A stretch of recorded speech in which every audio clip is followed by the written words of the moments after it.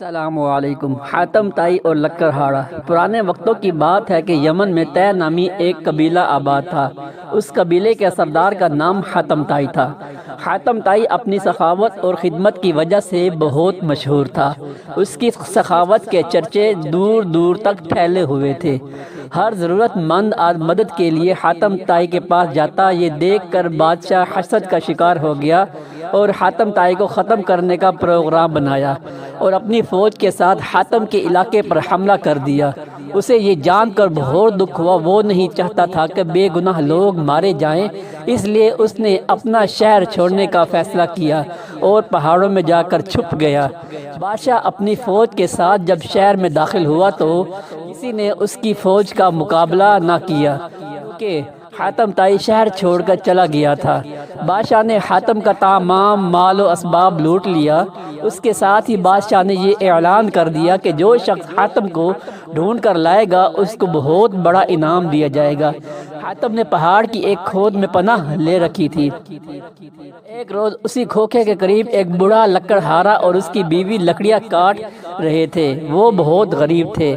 لکڑہارے کی بیوی حسرت سے بولی، کاش حاتم طائی ہمارے ہاتھ لگ جاتا، ہم اسے بادشاہ کے حوالے کر کے انعام پا لیتے اور آرام کی زندگی بسر کرتے۔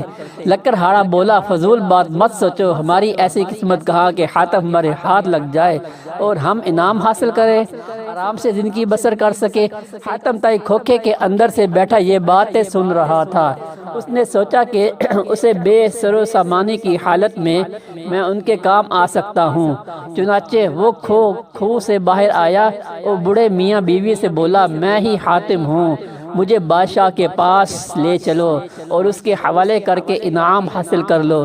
جلدی کرو، اگر کسی اور نے مجھے دیکھ لیا تو پھر تم ہاتھ سے ملتے رہ جاؤ گے۔ حاتم کی بات سن کر لکڑہارا بولا، بے شک ہم غریب ہیں مگر اتنے ظالم نہیں کہ تمہیں بادشاہ کے حوالے کر کے انعام حاصل کریں۔ نے کہا، ارے بھائی، یہ ظلم نہیں، تم مجھے زبردستی پکڑ کر تو نہیں لے جا رہے ہو، میں تو اپنی خوشی سے ہی تمہارے ساتھ جانے کو تیار ہوں، مجھے نیکی اور خدمت کا موقع دو گے؟ حاتم نے ان کو آمادہ کرنے کی بہت کوشش کی لیکن لکڑہارا کسی صورت نہ مانا۔ لکڑہارا اور حاتم اس بحث میں مصروف تھے کہ کچھ اور لوگ حاتم کو تلاش کرتے ہوئے ادھر آ نکلے۔ انہوں نے حاتم کو پہچان دیا اور اسے پکڑ کر بادشاہ کے پاس لے گئے۔ بوڑھا اور اس کی بیوی بھی ان لوگوں پیچھے چل پڑے۔ بادشاہ کے دربار میں پہنچ کر ہر شخص یہ دعویٰ کر رہا تھا کہ حاتم کو اس نے پکڑا ہے، وہی انعام کا مستحق ہے۔ بہت سارے دعوے داروں کی وجہ سے بادشاہ کے لیے فیصلہ کرنا مشکل ہو گیا۔ آخر بادشاہ نے حاتم سے کہا، بتاؤ کہ تمہیں پکڑ کر لانے والا کون ہے تاکہ ہم اسے انعام کی رقم دیں۔ حاتم بولا، حضور والا، سچ تو یہ ہے کہ مجھے پکڑنے والا بوڑھا لکڑہارا ہے جو چپ چاپ پیچھے کھڑا یہ تماشا دیکھ رہا ہے، باقی لوگ انعام کے لالچ میں جھوٹ بول رہے ہیں۔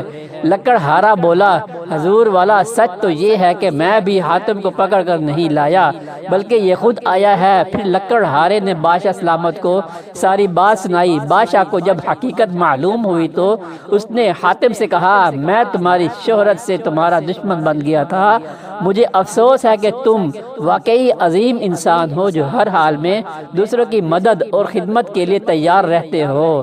میں تم سے اپنے کیے کی معافی مانگتا ہوں۔ اس کے بعد بادشاہ نے لکڑہارا کو انعام دیا اور حاتم